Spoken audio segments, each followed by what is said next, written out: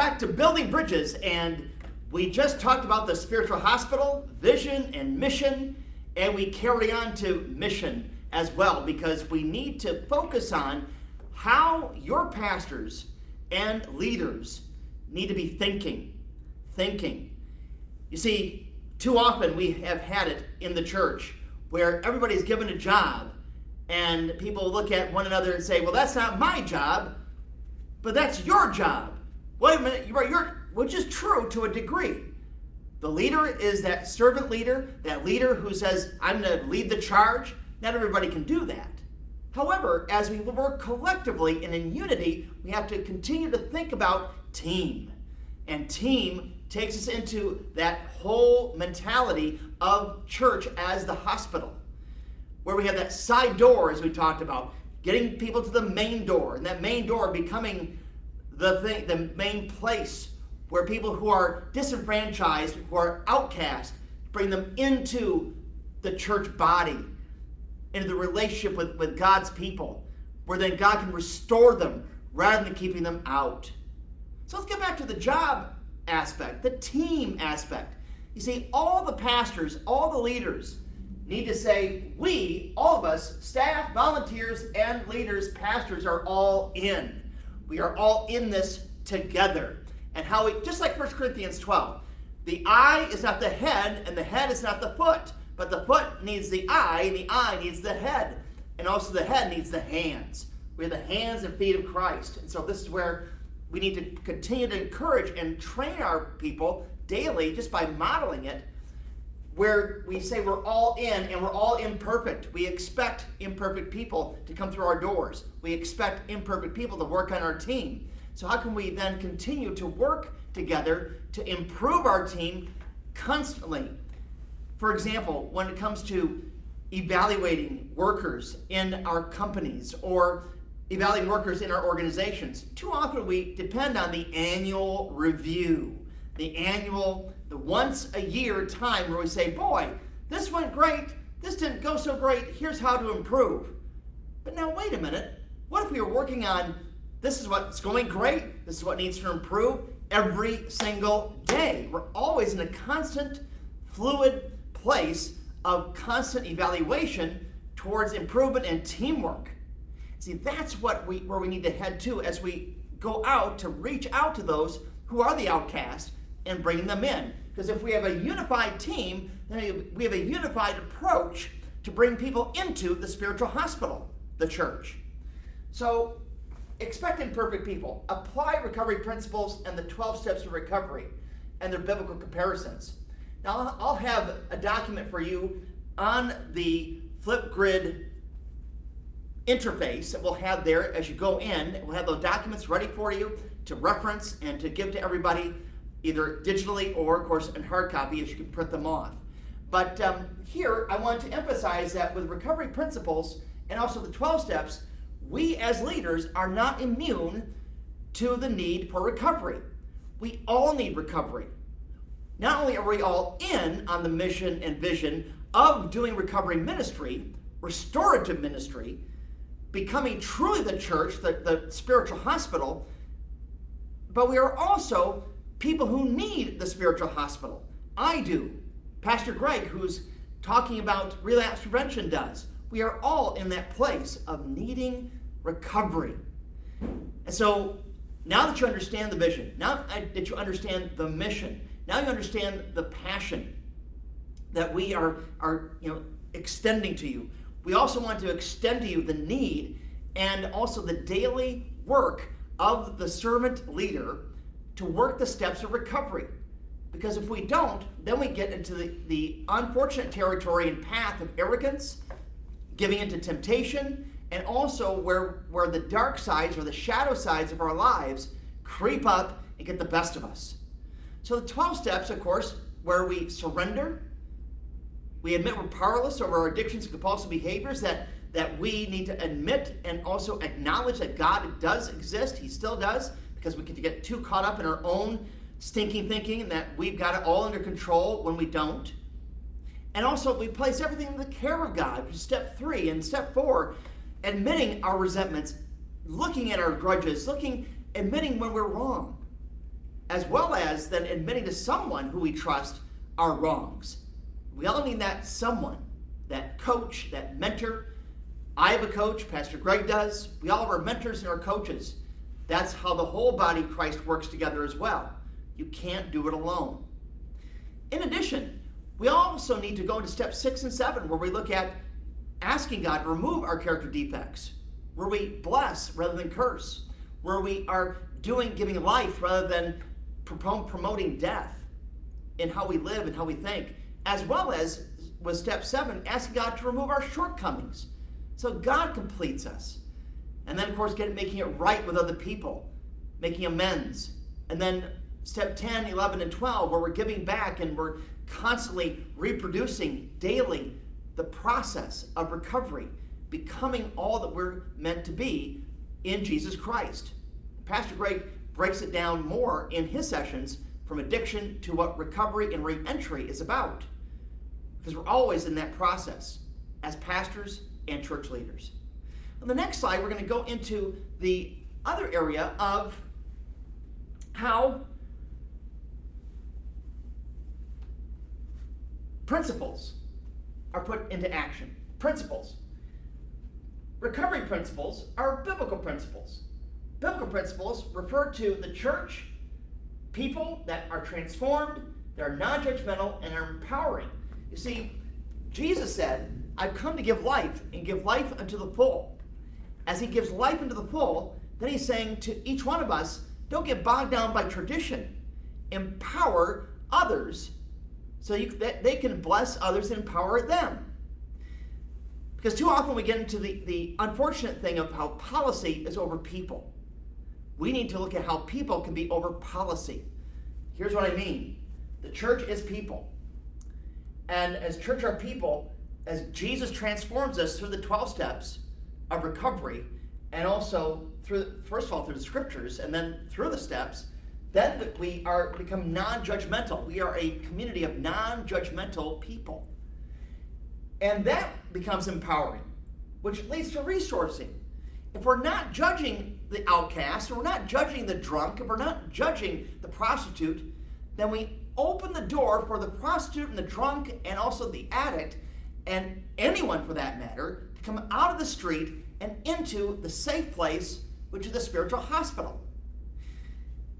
To explain what I mean, we have had many come through our doors here at Community Recovery in Grand Rapids, Michigan, where we have our prostitutes come through our doors. And they've said to us many times, you mean you don't judge me? I mean, I can have a cup of coffee and sit here and not feel threatened? And not be afraid of who's looking or who is behind me? And our answer is always yes. Come on in, have a seat. Giving love and respect to her as well as to him.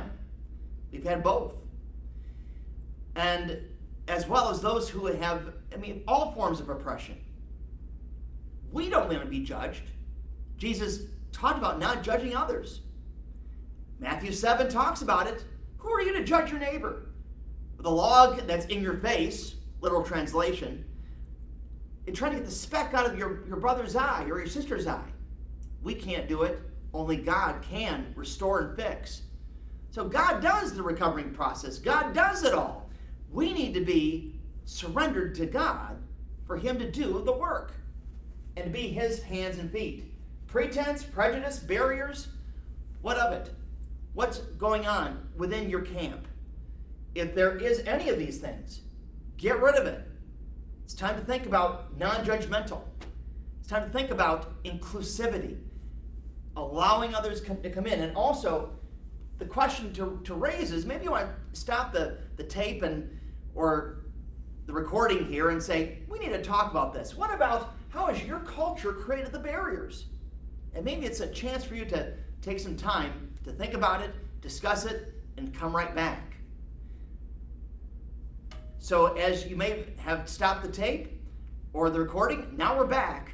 And we're going to get into the next part, next slide, as it flows out of being non-judgmental. And that means to be a servant leader. Servant leadership is often misunderstood in many cultures. Why? Because in many cultures, they are very male-dominated, as well as female-dominated cultures too. The idea is that there's that top-down approach rather than bottom-up. And the top-down approach is where that thinking that I am above you, therefore you do what I say. Jesus modeled just the opposite. He got his hands and his feet, bending down and washing the feet of his disciples, modeling for you and me, as well as going to the cross for you and me, the model of the servant. Now, where we lost that along the way, I don't know. But servant leadership is key, because we're here to serve. We're here to bring the water, to bring the towel over our arm and saying, how can I serve you? Oh prostitute, oh drunk, oh addict, oh outcast. How can I serve you and help you? Not enable. Let's not get that mixed up with enabling, where we then try to give them a handout and try to take care of all their needs. No, it's to coach and to serve them with the immediate needs and to guide them in their felt needs. So servant leadership is where our purpose is passion for people. And as I talk about servant leadership, it's from the bottom up, not the top down, and empowering others over you. As we empower others to win, to succeed. I'm not here to judge people, as I said in the previous slide, to judge people and to say, well, you're going to be under my thumb and so on. No, it's the opposite there again. How can I empower you to win, to succeed, and to bridge people into service, and to bring hope? Hope that does not disappoint. Because if our brothers and sisters who you're bringing into the church are saying, wow, this is really different, this is empowering, this is enlightening, this is wonderful, that's who Jesus is? Yes, there's hope. There's hope. And from hope, there's calling. The next slide, I want to break down the term hope here, because hope means that we have a calling. Hope means this: we strive for healthy relationships. Healthy, where we're not getting into codependent relationships. What do I mean by codependency? Codependency refers to the fact that what someone else does has an effect on me, or what other people think has an effect on me, or that I feel I need to fix other people. It gets back to what I was saying earlier about needs. I'm not there to fix the prostitute. We are here to help the prostitute, where God will fix her or him and become the man of God or the woman of God they're meant to be. In addition, we become others-focused as well as Christ-centered. So hope is healthy relationships. The O is others-focused. So we get the focus off of me and focus on God, Christ-centered, and then others. But now the other is taking over me and taking advantage of the hope I'm giving, or the help I'm giving. The P of hope is passion. We are passionate about this. We want to bridge people to the Savior. We've got to do this. And we get to do this. Encouragement. We're always about encouragement. Yes, we're also about evaluation and about assessment and improvement, but also always in the package of encouragement, encouraging others. And then the main point here is to attract unbelievers, those who are on the outside, to our hope in Christ. So we begin with the need. The need. Their need is for Christ. And also becoming. Becoming who God made in God's image. Becoming who they are meant to be. So from hope in our calling. In the next slide, we look at strategy. How do we do this? How does this work through? And strategy, this means direction. Strategic planning. Where are we headed in 5 years? Where are we headed as of tomorrow? Where are we headed in the next 6 months? You have different metrics to look at, because we can put a system on here. It's not just so open-ended of what we do in passion, and also we do in invitation and inclusion. we also put structure to this. We use SMART goals. There's SMART meaning specific, measurable, also attainable, realistic, and time-bound. SMART goals. Because here we look at decision and DNA. Our desire for the gospel, the DNA of us is non-judgmental, and our strategy, of course, is always to be inclusive. That's the first part. The direction is the side doors, okay? How are you going to do that? What does that mean for your context? And from there, we begin with people, again, not policy, and adaptability. As I said, people need to be above policy. The policy needs to drive our servanthood rather than our servanthood being dictated by policy. We have to be driven by desire, not by duty. The minute you see your team being driven by duty, oh, that's what we're supposed to do, Pastor, or boy, I think we ought to do this because we need to go by the book. Maybe not all the time. And of course, there is a place for policy, there's a place for rules, or a place for accountability. Absolutely. The Bible's clear on that too. But, like the Pharisees, we can sometimes get too caught up in tradition. And if we're not following the policy, then we must be doing something wrong. So we need to look to what Jesus shows us to do. We look at the adaptability, being adaptable rather than being rigid or legalistic, seeing how is it being biblical, and here's the test, biblical, adaptable, also flexible, and we're able to pivot.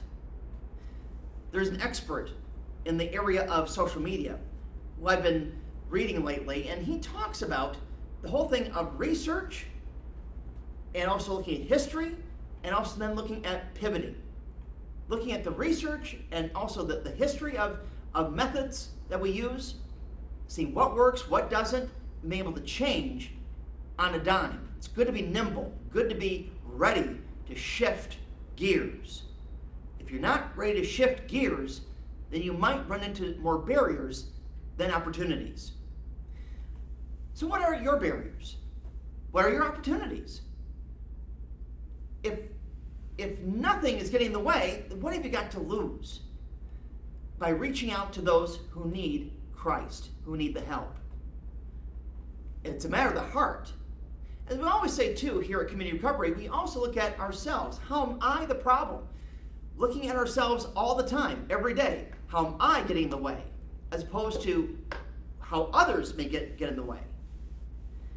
So one final point I want to drive home here today too about strategy and direction is results.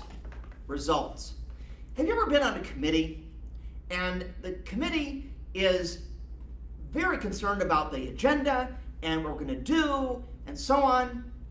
We also know the phrase death by committee. Things that get killed in the process of being on a committee. Now, why is that? Well, as we apply recovery principles and leadership principles here together, first of all, if we're not applying the 12 steps in our own lives, we're not being humble. We're not humbling ourselves before the Lord every day. Secondly, if we're not also applying effective leadership principles and strategies, then we can also get bogged down in process that tends to kill progress. Process that kills progress does not equal results. Process that brings results, or process that brings passion, equals results. Let's get back to committee. What happens with committees? That term committee, also, the way it's been used for decades, has really become antiquated. It's become a problem. Here's why. If you call it a committee, people begin to think automatically, ooh, months, years, and nothing gets done. But it's important to be on a committee. That's the whole thing of duty, isn't it? Because what often happens when people get on a committee of 5 or 6 or 10, number one, there's that need for social connection. Now, there's nothing wrong with that. And there's also a need to get something done as far as task. And too often those get confused.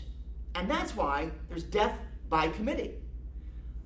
The intent And the passion behind the task gets bogged down by the social needs that often come into play. And also political power that comes into play. Instead, it needs to be reworked. Call it a team.